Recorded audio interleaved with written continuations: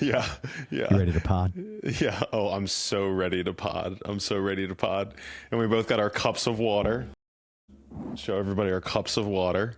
Look at us. Look at us.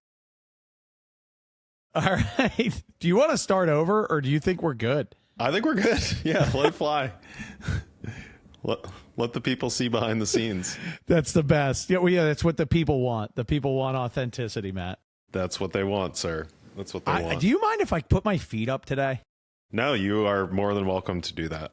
Oh, that's great. I actually thought about wearing sweatpants. And, yeah, right. If that doesn't give you a snapshot into my psychology, nothing does, right? I do it, and then I'm like, is this cool? Yeah, that absolutely. Oh, my gosh. That's actually a great picture. That's a great picture into your brain. It really is, man. It really is. So here we are, holiday season. It's great times. Holiday pod. Well, probably New Year's pod. Depends on when the thing gets released. New Year's pod. We're at that turn, right? That key turn here into the new year. I'm excited to get into our stuff today. But before I do, I just want to check in with you, man. How you been? Man, doing real good. I can't resist the opportunity to ask this question, though, that has nothing to do with how I'm doing. Do you have a rule about New Year's when people can say Happy New Year's to you after New Year's has passed? I don't have a rule. Maybe I do. When do I find it annoying? I find it annoying sometime around February 1st. Okay. So you have a lot of grace during January. Yeah. It's a new year for a whole month.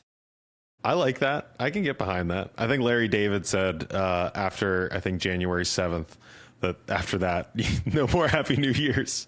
That definitely sounds like that curmudgeon. Yes, no doubt. Yes. And actually, in getting back to the check-in, as I was thinking about that and you asked me to check in, I was feeling really good because I love Larry David and thinking about how big of a curmudgeon he is. Yeah, other than that, other things are good too. We're obviously, rounding out the end of a good year here in 2025. I think, a lot of professional growth for us and lots of growth for the business, up to 16 people on the team now. And that's been pretty cool to experience. Just saw your LinkedIn post that has a map of where all of our people are across the country. And that was really cool to see. So, yeah, grateful for a lot today. Yeah, me too, man. We should do another map that shows where all of our clients are. I think that would be kind of neat. It's in the works. It's in the works. You saw my map and then you were like, oh, I'm doing a different map. I actually already had a map in motion and then I saw your map. I swear. And then I shot your map. I sent a screenshot of your map to our favorite director of operations, Aaron Michaelides. And I was like, this is what I want my map to look like. Well, okay. So I'm at least, you're claiming that you've had the same idea, but you'll at least acknowledge that my map was copy worthy. Yeah. Hey, when you say your map, can you tell me about how you made it? Well, I said I want a map with pins in it into the ears of a wonderful executive assistant, and then it magically appeared. I love it. I have those abilities, Matt. It's wow, what a map that you made, Chad. What a map. I made it with my hands. Yeah. Blood, sweat, and tears. It's like the general contractor that points at a building is like, I built that. Yes. Yeah. Uh-oh, you're going to alienate half our audience here, Chad. It's true. You didn't build it. You hired people. They built it. You managed the people. Even the people you hired didn't build it. They hired people to build it. It was a team effort. Yeah. It was a team effort. Yes. Yeah. How the heck are you doing, Chad? Yeah, I'm great, bro. I'm great. I always love short stretches of time. I don't like it to be too long either, but short stretches of time when I don't have a bunch of client meetings. I love our clients, but we spend all of our time working on other people's businesses, and it's so fun to work on your own business for a period of time. And while it's not like I only get a chance to do that during the wind down of a year, from December 20th ish on, it gets relatively quiet in terms of client meetings, and I get all fired up, man. And I'm like, I get to wake up every day and work on my business, which I'm sure is something that everybody can relate to a certain extent. It is certainly an opportunity to capitalize on the quiet. Yeah, man. And, just working my flannels, that kind of stuff. You can wear your flannels to work. I think you're allowed to wear your flannels to work. I don't know. I feel a little awkward in my flannels. Okay. All right. Well, I got this story in my head that people be like, who's this guy coming in my fucking office with flannels? What's he think the material? Does he think the material like that's okay in this building? That's not what's going through this guy's head? That is flannel, sir. We're a strictly denim top shop. Actually, if you go to the front door, there's a sign. It says no flannel allowed. Yeah, no tank tops, flannels. Yeah, flip-flops. Flip-flops, yeah. Okay, maybe I'll try wearing a flannel to a client's office and see how it goes. Just shoot it out there, see what happens. You're more fearless than I am, man, when it comes to... Well, no, I mean... You're like, wait, now I say that out loud. It's just probably not all the way true. But when it comes to, I will acknowledge that, like, when I saw you wearing sneakers, like really comfortable athletic sneakers in a client's office, I was like, why the hell am I not wearing comfortable athletic sneakers in clients' offices? It's an absolute no-brainer. I've switched to goddamn cowboy boots, and that's where I'm staying. I like my cowboy boots. That's cool. That's cool. Ropers for the most part. Anybody who knows what the cowboy boot thing is, you don't need those stovepipes climbing all the way up to your knees, for crying out loud. Wow, I did get a pair of Tacovas. I don't even know if I told you. You did? You got a pair of Tacovas? I did when I was in Austin, Texas last month. Got the whole Tacovas experience. It's a wonderful place. I mean, they know what they're doing. Brought to you by Tacovas. Yeah. That's awesome. All right, what are we talking about today, Chad? I figure we would talk about one of the most prevalent and painful issues that most contractors are facing at some point in their organization, and that is the leadership bottleneck. What do you Love think? it. You in on that? I'm so in. One of my favorite topics, actually. When you sent it over as an idea, I was fired up. Man, I was trying to make it seem like we don't talk about this stuff and we just wing it. Well, we haven't talked about it. We just exchanged. We just emailed it. Yeah, I have no idea what you're going to say about it, but I like leadership bottleneck. No, that's not. That's yeah, not right, right. So let's define a leadership bottleneck in the first place. What is it? I'm interested from your perspective. What do you see as a leadership bottleneck? Yeah, I think I have to define bottleneck as a whole, and I learned about the concept from, there's a book called The Goal, A Process of Ongoing Improvement that I can't recommend enough to the listeners out there to check out. And I think his name's Elijah Goldratt that wrote the book. And he defines a bottleneck as any resource whose capacity is equal to or less than market demand. Ooh. Any resource whose capacity is equal to or less than market demand. And so in manufacturing, this is the most common place where we hear the term bottleneck, and it's very obvious there. If you have a machine that can only produce 10 widgets a day and sales is able to sell 20 widgets a day, well, all we can produce is 10 widgets a day. That machine's the bottleneck. And so you've got to increase the capacity of that machine. And there's even good, logic around it makes no sense to improve the efficiency of other machines if your bottleneck is still your bottleneck, because if they can be more efficient, but you still can only spit out 10 widgets a day, then you've got a problem. So that's how I always, start my thought process with the bottleneck, is just, that thought about the market demand. And when it comes to leadership, we see it all the time in the businesses that we work with. There are these certain revenue ceilings that businesses hit because there's a certain size book of business that one owner or the owner and their right hand person or their three people that they are able to handle and manage and oversee and get their fingers into. And then they eventually say things like, we've been able to do 35 million, 3 years ago. And then we did 32 and then we did 35 and a half. And then now we're back to 29 and we just can't figure out why we can't break that $35 million number. And it's usually pretty easy to see that it's because they've got a capacity problem at the top of the organization in terms of how much work that they can manage as a team. And so that's the angle that I come at it from is it's your capacity of your team to be able to get work done and be able to successfully turn revenue into net profit. That's awesome, man. Guys, that is so much better than my description would have been. That was just, you just crushed that. That was so good. I was laughing as you were talking about the example, but I swear to God, man, that like 35 million is such a classic bottleneck spot. It totally really is. And and it's not the only one. There are bottleneck spots, I think, all throughout the growth cycle of a business. The very first bottleneck spot being, typically somewhere, if you're a trade contractor, somewhere between 1 and 5 million, where the business can't be completely, managed, build, all those types of things by the founder.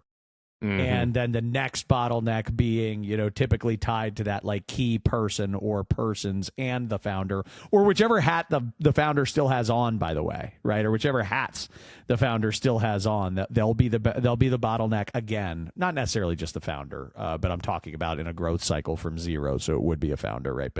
But I really think about it in terms of when I see that, this business can't, you are tapped, sir or ma'am, right? Yeah. You are tapped and you're trying to press beyond that point. It's not possible. And you, in this case, is any number of leaders. So let's then take a step deeper into the leadership bottleneck, because there certainly are warehouse capacity bottlenecks and fleet capacity and equipment capacity bottlenecks and so on. And you should be rooting out all of those. But in today's conversation, we're going to focus purely on the leadership bottleneck because you did such a phenomenal job on the first piece. My confidence level is just really high that you're going to crush this next piece. Describe in a little bit more detail when we say a leadership bottleneck. So obviously a bottleneck is what it sounds like in terms of it's like if you were holding a bottle and you could see that pinch point that occurs. And so what you'll see in organizations is that there is this,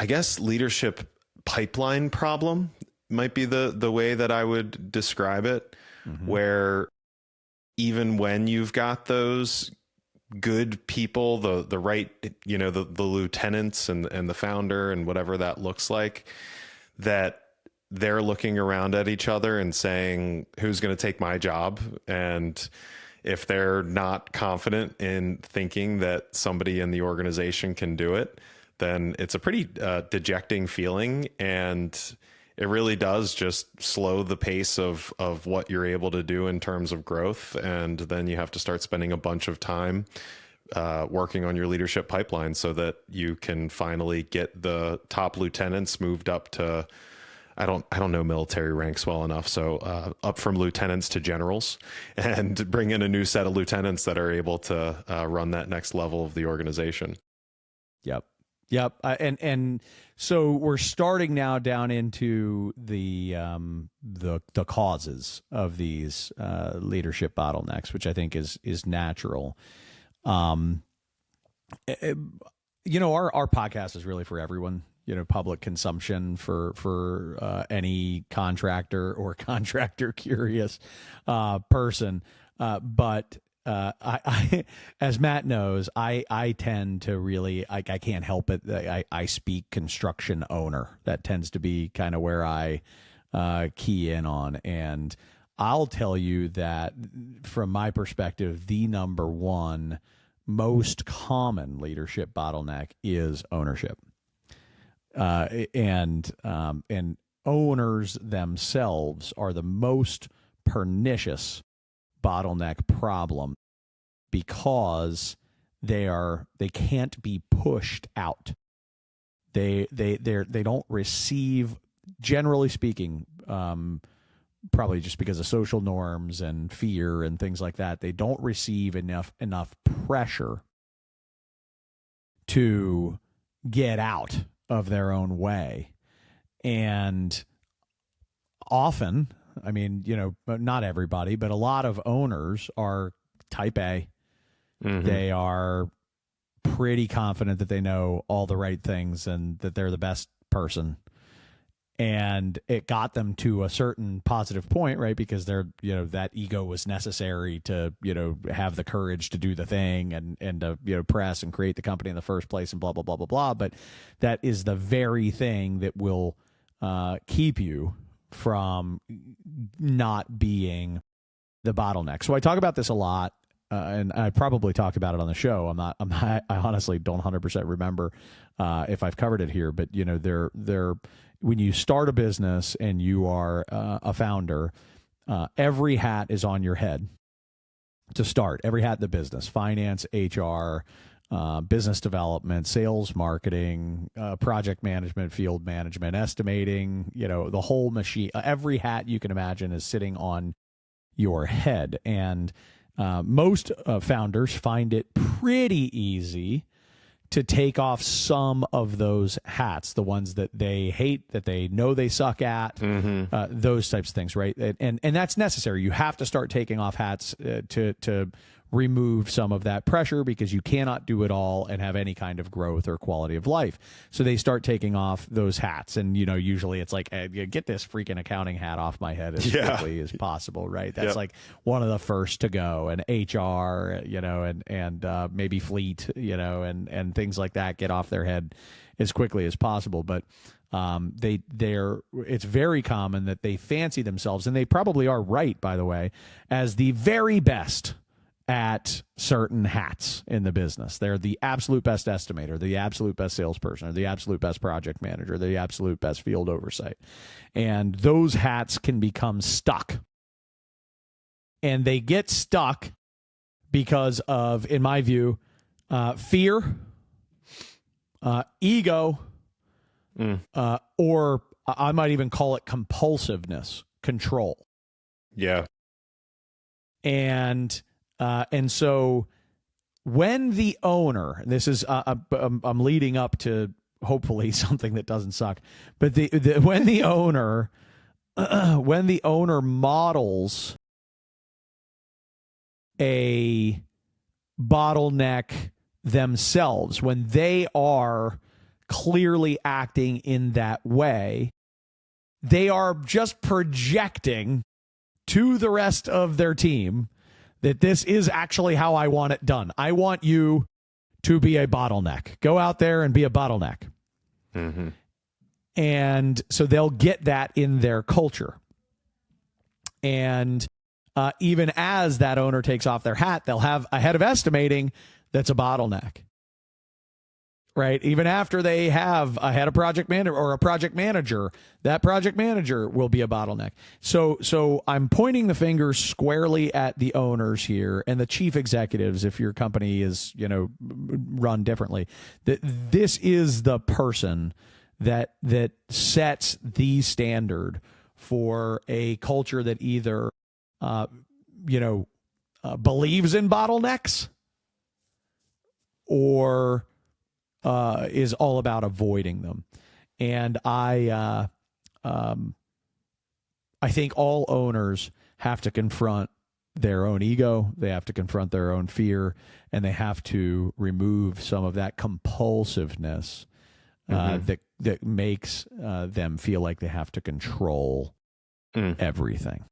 And if they do that really well, and they openly talk about why they're doing it and empowering others and things along those lines, then you can create the kind of culture where everybody buys in to that, and everybody is excited about not being a bottleneck, but instead by being someone who always sees the necessity of removing their own hats and getting other people to own those things, and that's where companies really start to fly. They really, it's amazing the amount of growth, successful, profitable, healthy growth that can be unlocked in a bottleneck-free leadership stream. Yeah, that's great. Yeah, and what's really interesting is when you think about the need for control, there's sort of this component that goes along with that I almost would call purpose, where it's tough for any manager, by the way, and this is often why these bottlenecks occur at the leadership level, but it's definitely true of owners, that when they are not producing, quote unquote, they feel like they're not doing anything. Totally. Working on a plan or removing roadblocks for their team or sitting down with a strategic customer, or like those things don't have that same satisfaction that go along with, we just sent 1,500 square foot of the wrong material out to the job, and how are we going to get it fixed by Friday? And the calling and the marching orders, and you're going to call this vendor and you're going to do that. And like, it's just this, it's addicting. It's genuinely addicting. There's a dopamine release that happens when you satisfy those kinds of requests. And so it's a very, very understandable, situation that many owners end up in. And I'll tell you, in addition to what you said about people creating their own bottlenecks when they learn that from owners, the other side of it, and the continuation on top of that, is what owners, how many times have you heard an owner say like, oh man, can't trust anybody on my team to do anything, want my team to make decisions, want them to do their own job, like why am I doing everybody's job for them? And then you observe their behavior with their team, and every time their team does make a decision, that they get some slap on the wrist. Well, why didn't you do this instead? Right. Why'd you go that direction? So what do you accidentally teach your people? Totally. Don't have your own ideas. Don't have your own opinions. Don't take action. Don't do anything unless you've talked to me. But if you talk to me, oh my gosh, you're an idiot, and I can't believe you can't make your own decisions. But then if you make decisions without me, why didn't you make the decision I would have made? And it's just this accidental enablement. Go ahead. No, you're just so spot on, and I can think of so many examples and scenarios that I've worked with over the years that I'm working with even now, where the motivation is actually, this is something I would square up those people in authority positions, whether you're an owner or whether you're a department head or whatever. If you're in an authority position and you do what you do want to have that person step up and own that role so that you can take that hat off once and for all and move forward and release the bottleneck in your business, it's okay to have corrective conversations when people screw up. It's not like you have to ignore it. It's okay to want somebody to clear things with you first before things happen when they're not fully ready. Like, we're not saying don't check on it, don't create any accountability. Like, that's not the message. But so much of it, man, is just in like the way you say shit. Mm-hmm. You know what I mean? Mm-hmm. And I, again, going back to that type A, and maybe, if you're familiar with the DISC model, like high D, and C, bosses that are just, kind of, do your goddamn job and do, what do you want, a trophy, kind of people, right? Which I can relate, that's for sure. That they don't even realize that they are creating this really negative emotional environment when they have these corrective conversations. And instead of saying, hey, Matt, let me show you what it should sound like. Theoretically, I mean, I'm not, I'll do my best. I'll try not to suck here. But, hey, Matt, on that 123 Main Street project.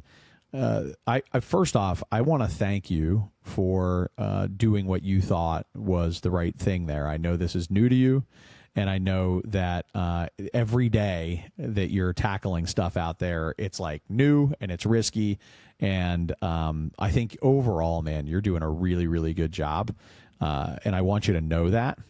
And I also wondered if I could dig into the planning on the fourth floor with you and just kind of understand what happened on that and what lessons you're learning from that, and maybe share some advice on what I think could happen a little differently in the future. Can I share two techniques, things you used in there that jumped out to me in 100%. that to kind of dissect? Because it is a formula. It is you can do this on purpose. There's something to dissect here. Yeah, there really is, and you're right. There is a formula, and to me, there's really there was two moves that you made that set up the entire thing to work so well. One was, what did you start by doing? Saying thank you, right? Thank you for making your own decision about this. Thank you for taking the lead on the 123 Main Street project. And as a little aside, it's rewarding positive behavior. That's a genuine thank you. And you've got to tap into that. It has to be. It has to be a genuine thank you. That and it's a great point. And I always feel bad making this comparison. Sometimes I do it when I'm training groups, and I always feel bad. But there's like real science when like you're training dogs that like if a dog goes to the bathroom in the house and you stick their nose in it, they do not learn anything from that experience. They feel very confused. Now, meanwhile, they just know that you're mean. That's all they know. Right. But when they go to the bathroom outside and you give them a treat, they actually associate the treat with going to the bathroom outside. Right. And it's all that is positive reinforcement. And so if you want anything to happen in your organization, the best way to get people to do it consistently that costs you almost no time and definitely costs you no money is to thank them when they do the things that you want to see them do. So that first move, thank you for having the idea, for making the decision, right? Because what I'm saying to you is I do want you to take initiative. And then, you obviously shared, the good things. And again, you have to mean these things. You can't make them up. And then there's this really critical moment that you had in there after you said all of the good things.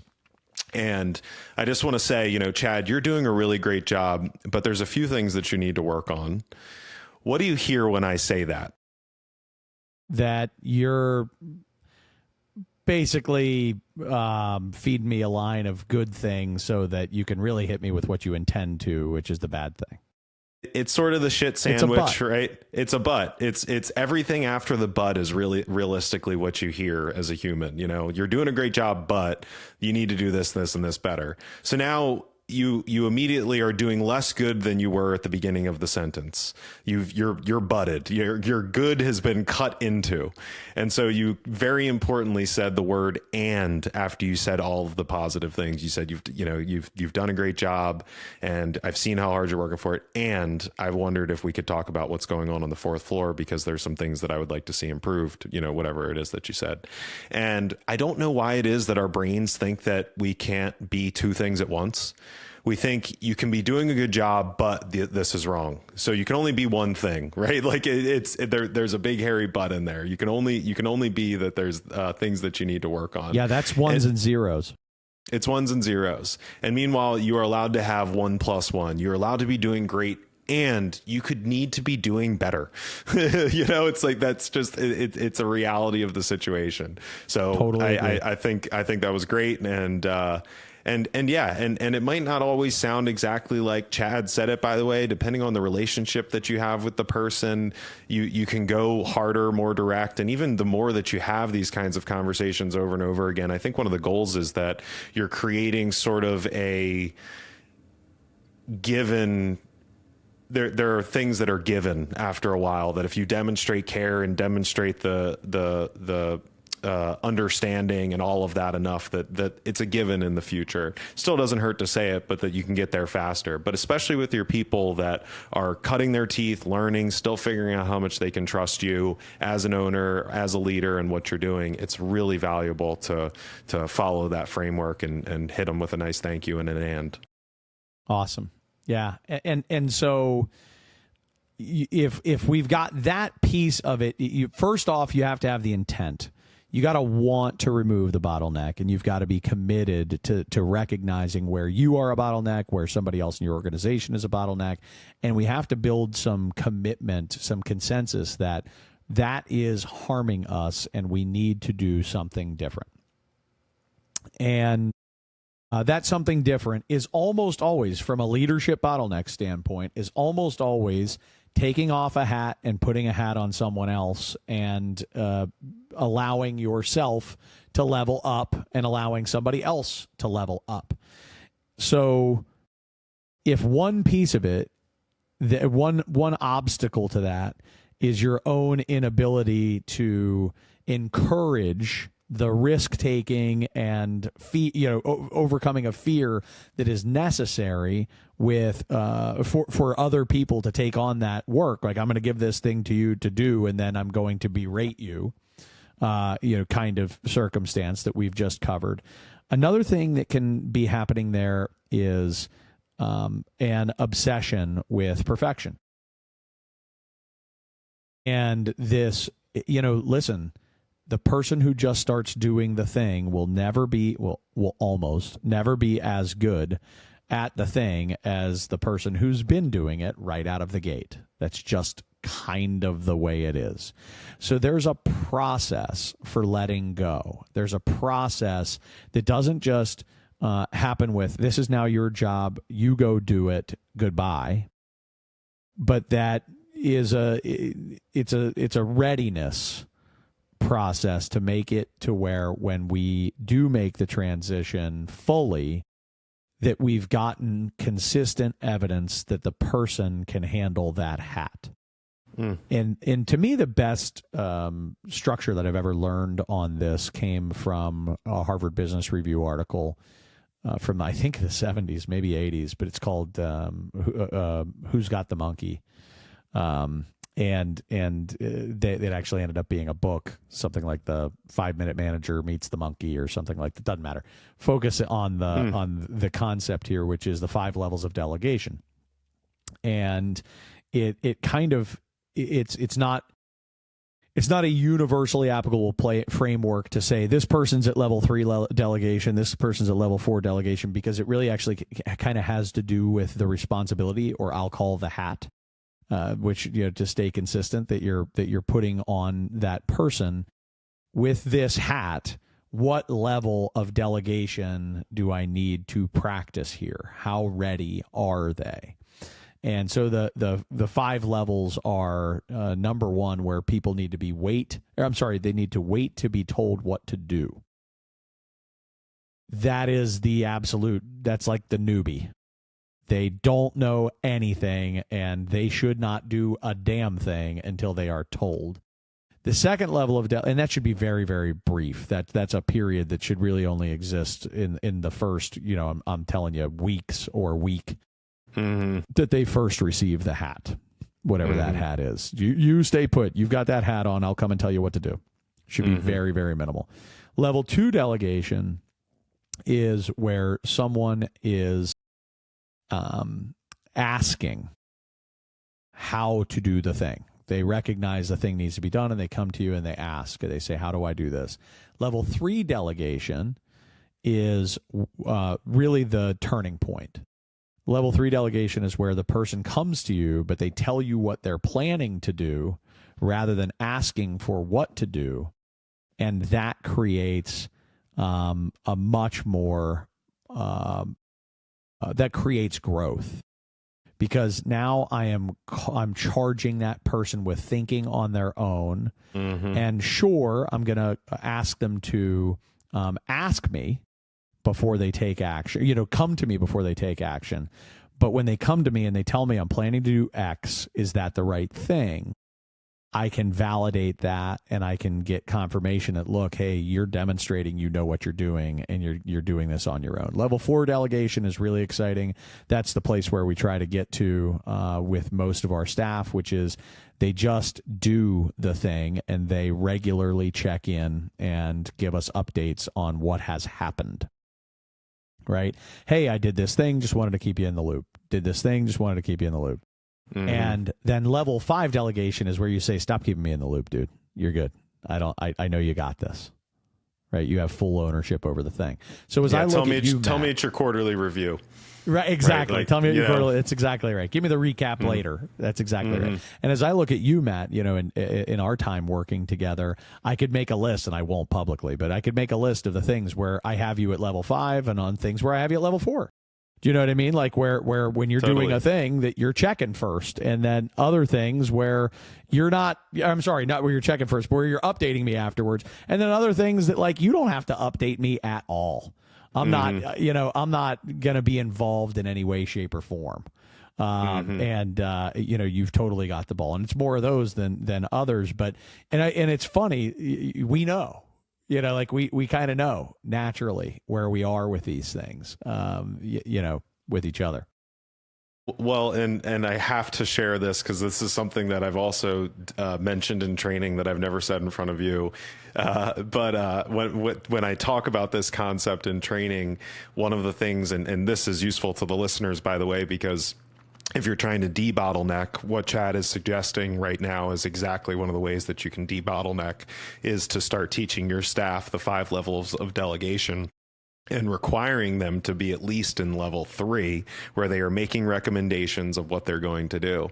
And so funny enough, about probably 18 months ago, a year ago, whatever it was, but I remember it, I called Chad and I said, hey, what do I do about this? And he started off the conversation by saying, I just want to call out that you are in level 2 right now, and that that's okay because you've never dealt with this.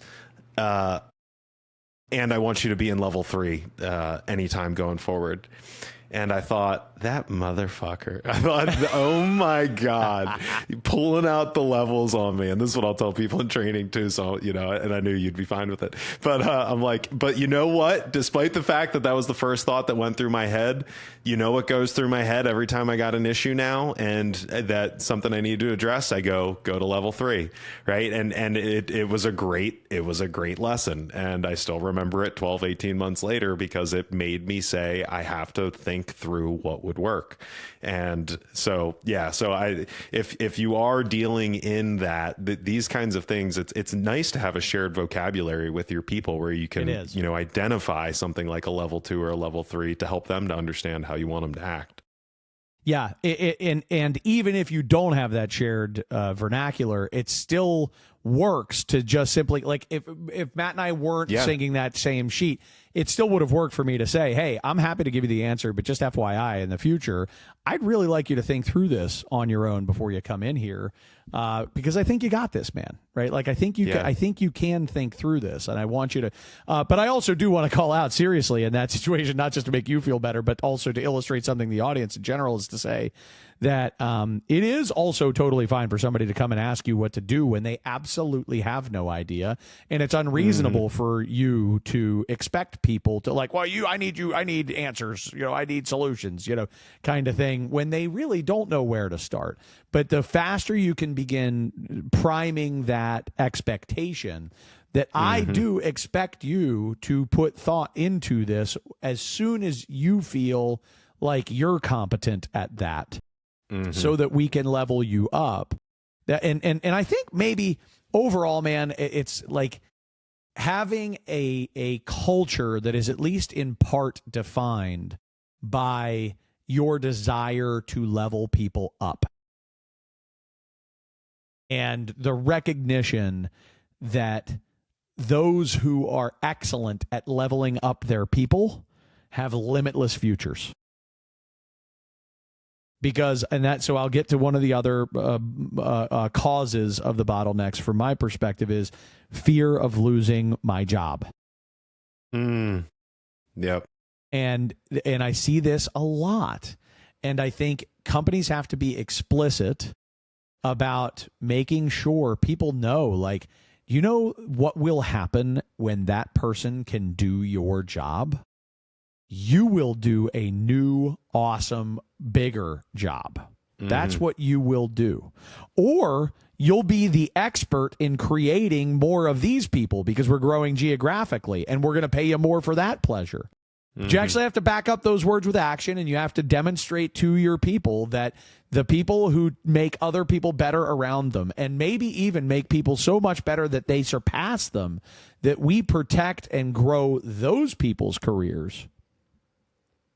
And they are, handsomely rewarded for their contributions to our ability to achieve more as an organization.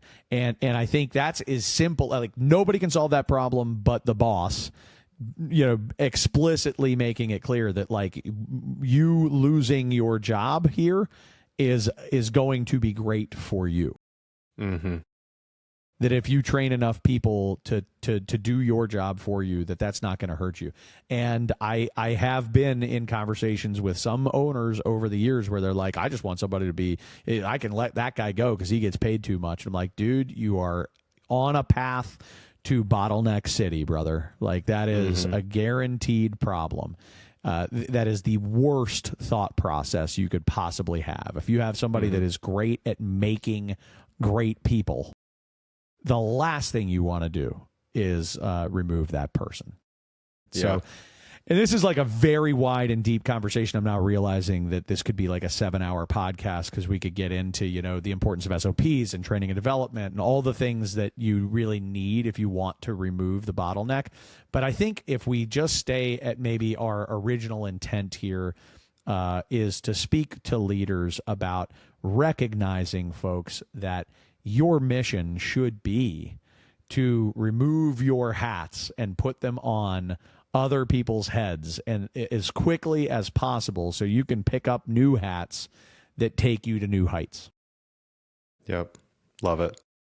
And if you're sitting there wondering if you have this problem, the next action that you can take beyond, changing your mindset and some of the language and everything that Chad's talked about here today, is that you should sit down and create a functional org chart. And you should put every position where your name exists. So if all the estimators report to you, I want you to put, and you're the owner, I want you to put yourself as president up at the top of the org chart. And then I want you to put yourself as director of estimating down on the next level. And if all the PMs report to you too, I want you to put yourself as director of project management. And if the field reports to you, okay, good. You've got a general super that you've been working with for 15 years. Good. All right. So at least the general super reports to you. That's good.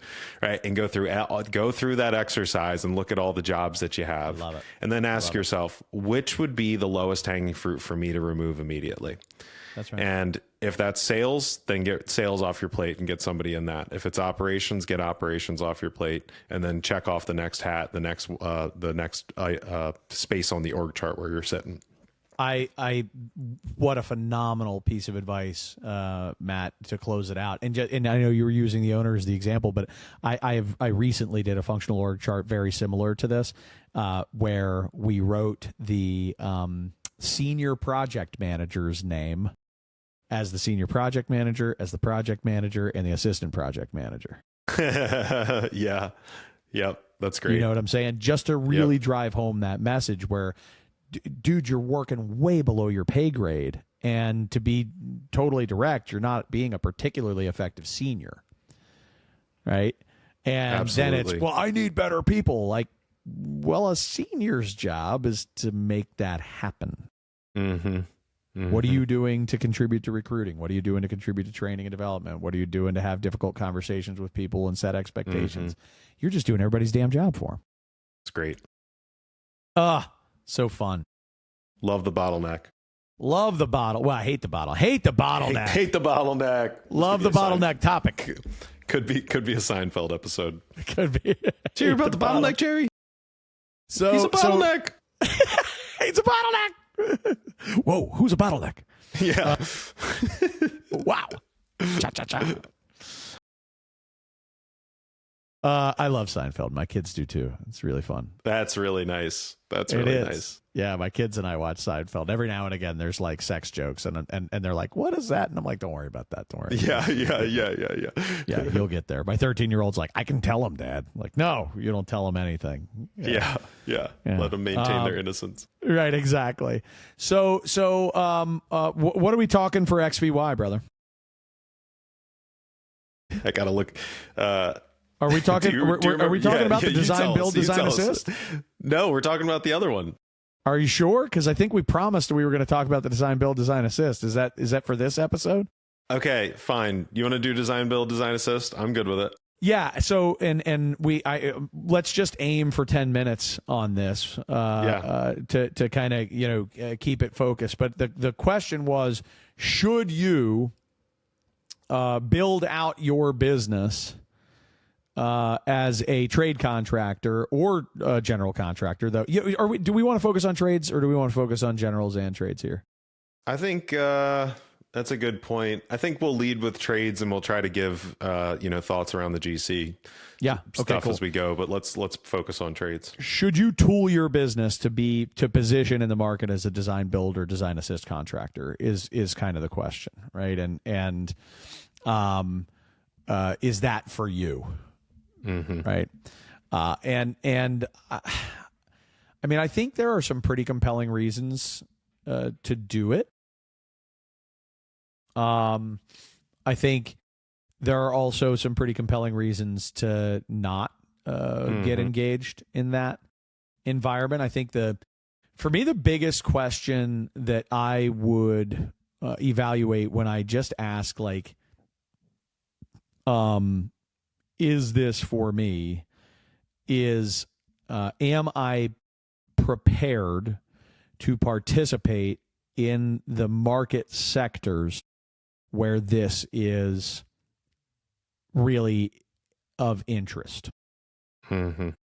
So that, for example, just to toss this, and this isn't hard and fast, and I hope we don't get a bunch of nasty emails about it, but I'll give this example. Like, if you are a mechanical contractor that does wood frame multifamily, and that's your space, the likelihood of you, even as a mechanical contractor, which is kind of low-hanging fruit for a design and build or a design assist type of company, the likelihood that you're going to have much traction in the wood frame multifamily market is relatively low. Mm-hmm. And you know what I'm saying? And design assist, what that ends up looking like in that space all too often is just free con that they then put out to bid. Mm-hmm. Right? Because that's just not the buyer profile. Mm-hmm. You see what I'm saying? So absolutely. So if you're gonna, I'll just list some of the most prevalent, from where I sit, and this is by no means the exhaustive list, but healthcare, higher education, manufacturing, industrial facilities, utilities. These are all spaces that they lend themselves very nicely to design, build, and design assist contractors. And if you know how to perform that work today, and you are in that space, and you're doing no design build or formal design assist work, there's an opportunity for you. And I think I'm going to unleash Matt to talk about all the reasons for. But I'm just helping, I think, as a first round here to just assess, is this viable for me? Right. And another layer of viability that I'll toss out there is that if you're in a trade that is not heavy on design components, like there's just not a ton of design contribution to make. So like, again, nasty emails, here they come. But like if you do drywall or painting, right, or flooring, floor covering, or, these types of, I'll call them more finished trades, type of thing. There's just not a huge appetite for, hey, would you as a contractor actually design this sucker for me and construct it? There's not a lot of potential there, Yeah. So that's another 100%. thing, right? And if you're one of those, then you may be.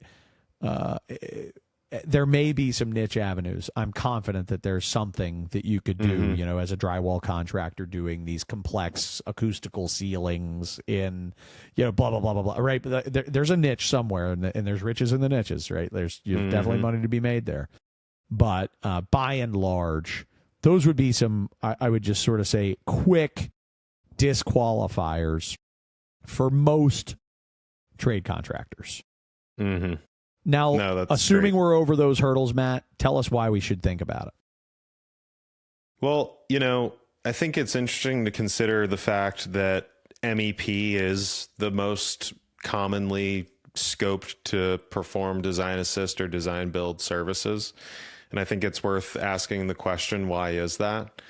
And one component is absolutely complexity, to your point about where it just does not work in certain areas. And I think a genuine second component is that there is such an expertise associated with mechanical, electrical, and plumbing. The systems are very complicated. The commissioning of those systems is complicated. The impact that they have on the stakeholder experience of the people that are in the building, the facility, whatever. There's so much that goes along with that. And the reason why I bring that up as the starting point, and then I'll talk about reasons for, but you've got to actually add additional value to be able to qualify for design assist and design build work. Otherwise, why wouldn't a contractor or an owner just go through the normal process and get free con and be satisfied with it? Right. There's Have the gotta be mechanical engineer design it, get a bunch of free con from you. Right. Done deal. Yeah. And I'll also just tack on before you proceed on the MEPs. It's kind of implicit in what you're saying, but in addition to the complexity and the expertise, it's cost. They are the largest cost driving categories on vertical projects, right, on building projects, and because there's so much cost associated with it, that's risk, and we want to make sure that those things are super well coordinated. They impact so many other trades, and there's just a greater emphasis on let me bring every resource I can to bear on making sure that portion of the design is surprise free. Love it. Love it. Yeah.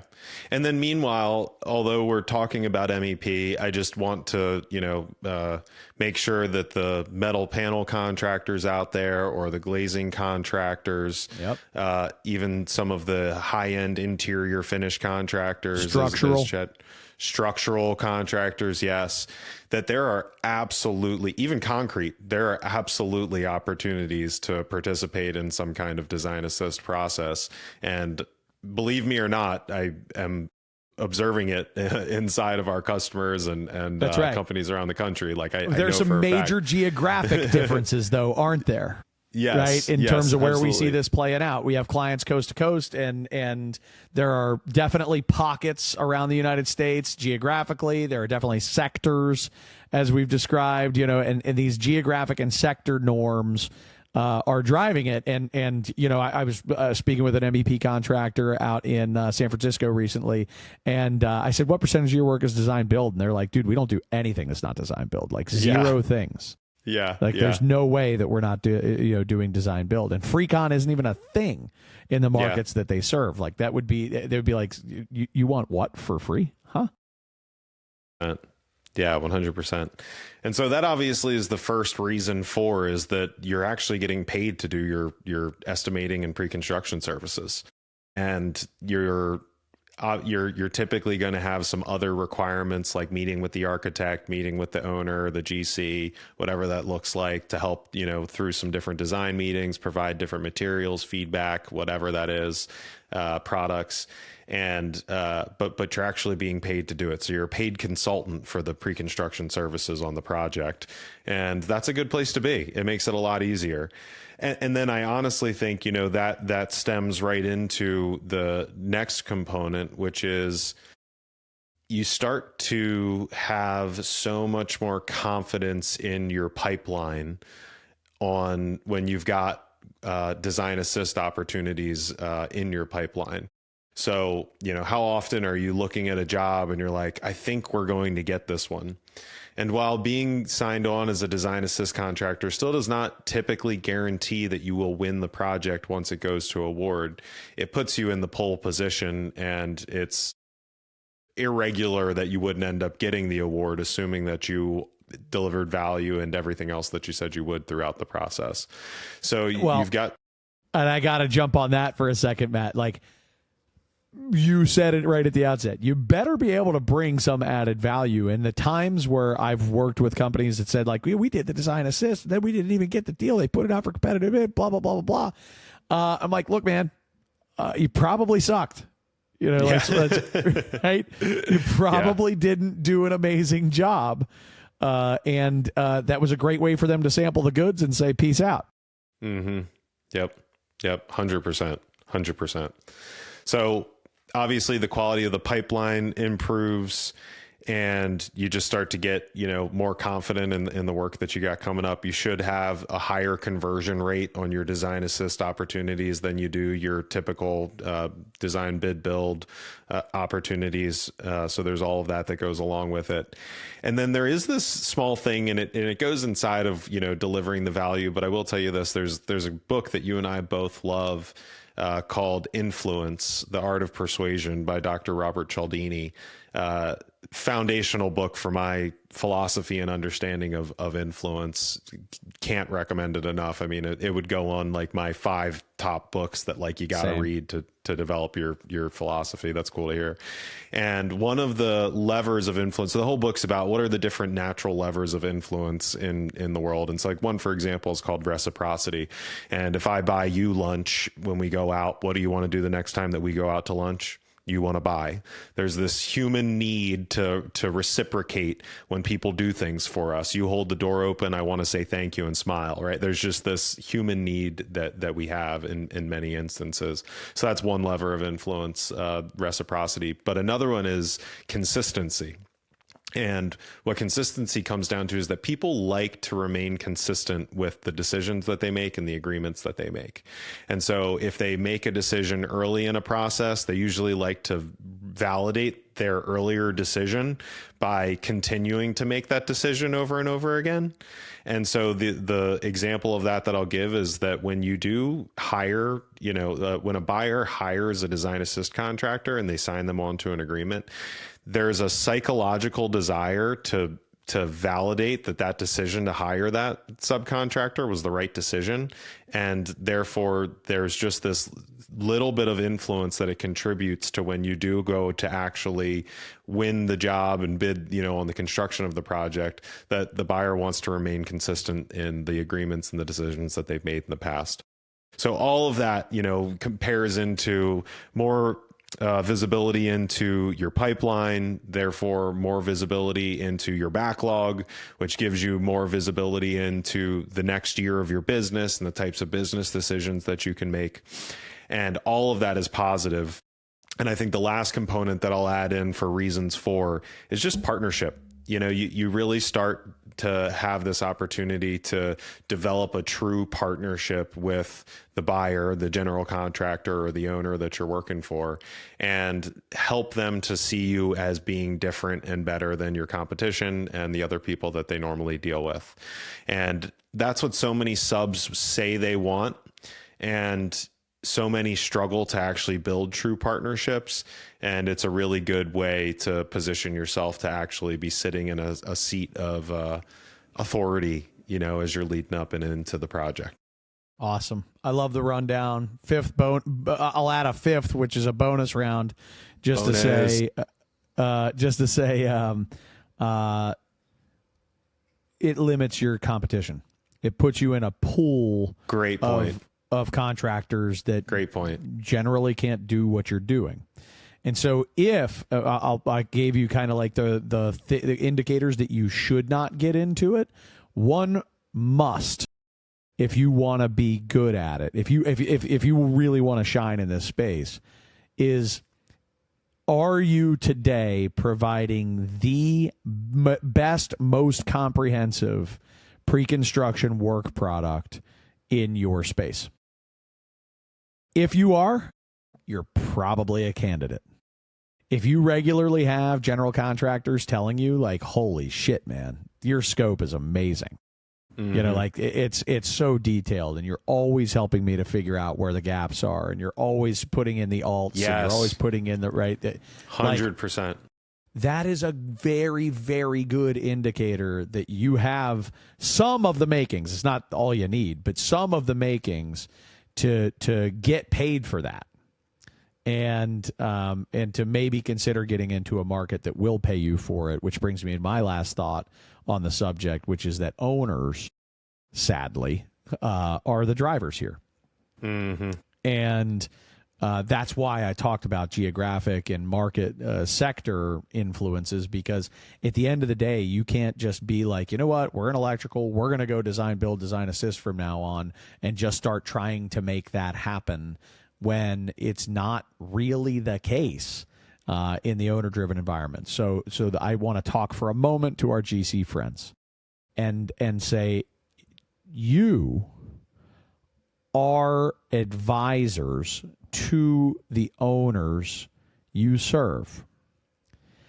And if you genuinely understand the positive impact that can be made by choosing a design build delivery method, or a design assist, or a progressive design build, or whatever, there's a bunch of different options out there. If you understand what your owner wants, a fantastic finished product that's fully operational, no surprises through construction, that meets all of my constituents' needs, that the right delivery method is design build. And by the way, there's some very compelling data that you can go and gather yourself here on that front, that it is rising in popularity because it is delivering better projects consistently. Mm-hmm. You general contractors have the keys to driving this as a norm. And when you look at like what has happened in those sectors and what has happened in those geographies where design build is a norm, it's because really, really good general contractors and architects and engineers and the whole built environment community, right? Not just one, but I would venture to tell you that it was the architects and the GCs in that market that figured out that if you have a single entity as the design builder, and the design builder partners with other design build contributors, that you have a better end product. And then they went out and proved it. It took some bold son of a gun to make that happen initially. Yes. Right? The very first design build job.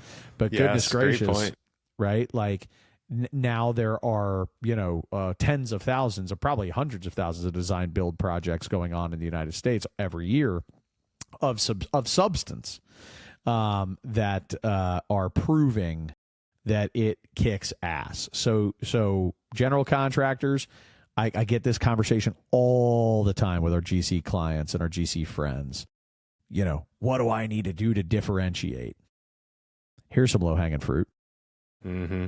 Why don't you pilot some new delivery methods for owners that are open to change from the same old, to have a better end product and blow their socks off? And if you're currently doing wood frame construction in Washington, D.C., maybe you're the pilot to start a new trend in the wood frame construction environment, and start driving design build wood frame projects that finish faster, more in a more budget conscious way, with a better end product that makes everybody happier.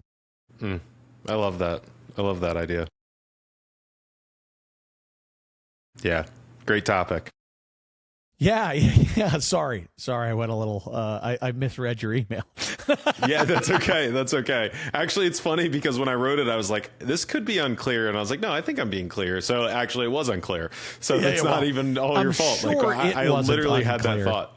Just bear in mind, I read 2 sentences in the entire email, right? So yeah, right. I know. That's the deal. Even when I sit down and I'm like, read the whole email, Prinkey, I'm like, squirrel. Yeah. That's just the way it goes. It's so funny. What are you reading these days, man? Oh, man, I got great news. I got great news on the reading front. You know what it is? I bet you it's Churchill. I finished Volume 3 of Churchill, The Grand Alliance. So now, you know what I'm reading? Is it Volume 4, Matt? Volume 4. I don't even know what it's called, but I'm reading Volume 4 of Churchill. So I'm more than 50% of the way through World War II. It's real. Things are bad. Things are really bad. They're really bad. It's not good. Do you think they're going to pull through? I think they're going to pull through, unfortunately. Oh, gosh, I'm crying. Yeah, it's going to be fine. It's going to be fine. Everything's fine. It's going to be fine. It's okay. Things are all right. They're not, they're not good. They're not good. Oh, gosh, I don't know why. So yeah, that's what I'm reading. What are you reading, Chad? I'm just living vicariously through you on this Churchill stuff, man. No, funny enough, one of Churchill's contemporaries, I'm reading the biography of Harry Truman. Oh, that's interesting. It is awesome. I genuinely thought this will be a snooze fest. But I've had so many people recommend it to me over the years that people whose reading habits I really admire, and John Livingston, right? He was like, Truman, man, you got to read that book, and I was like, man, if John likes it, I'm probably gonna love it. And so yeah, I took the plunge. Was like, let's dig into this biography. It's phenomenal, man. It really is such a fantastic education. I had no idea about this guy who, obviously played a massive influence. Sure. In the 20th century and even now into the 21st century. So many things that he touched. But I will tell you one really neat thing that I didn't know that I felt like was kind of gangster. He was. He's from Missouri, Kansas City, and he was basically like a pawn in the Pendergast political machine in Kansas City, which is kind of another way of saying like he was a mob puppet. Mm-hmm. Which is fascinating, right? And that's how he ended up in politics in the first place. And so, like, right up, he was a senator, and right up to the mob boss's death, right? Like, Truman, who's a senator, goes to this guy's funeral, and is like, wow. I'm not ashamed. This is my friend.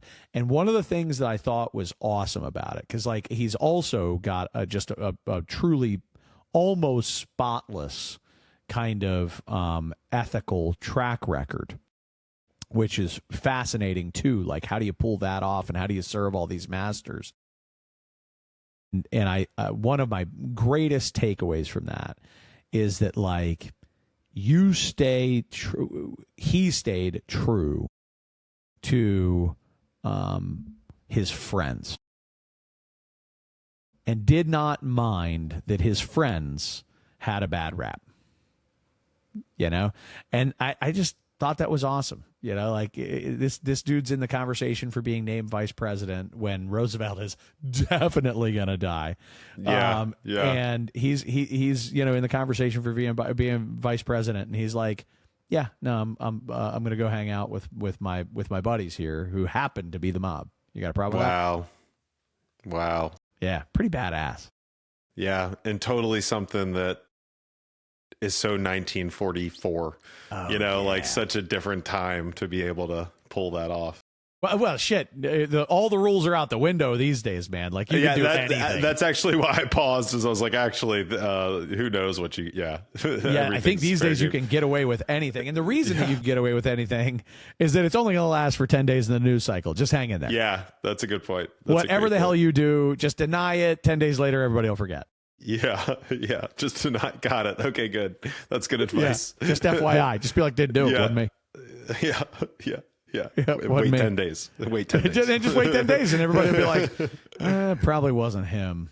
That's it. Yeah. Just move on. It's hysterical the way the news cycle works these days. It is. One day we should have a conversation about ethics. Good idea. In this industry, right? And like, what does that look like for ethics? I have a couple of doozies and laps of ethics for myself, right? Where I learned where my lines were and was like, damn, That's so. But Truman is a wonderful example, I think, and I can't endorse the book enough. Prepare yourself. Cool. It's something insane, like 900 whatever pages, or it's bananas, but it's amazing.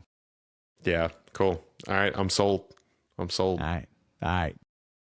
It's been great being with you, buddy. Another good pod. It's Wednesday night pod. Rock solid Wednesday night pod action. I'm grateful for you, Chad, and thank you for everything. And I really do hope everybody has a great holiday season with their family. And please share this with your friends. Keep spreading the word about the Well Built podcast. And thanks everybody for listening. Yeah, thank you for saying that, Matt. We it's a real honor anytime we hear about somebody passing it along, and just if you enjoy it, if you think it's adding value, suggest it to somebody who you think is like-minded, or who you'd like to punish if you don't like it. That's okay too. Yeah, that's okay. Either way, too. just spread the word. Happy New Year, everybody. Let's make it an awesome 2026. Awesome. See y'all.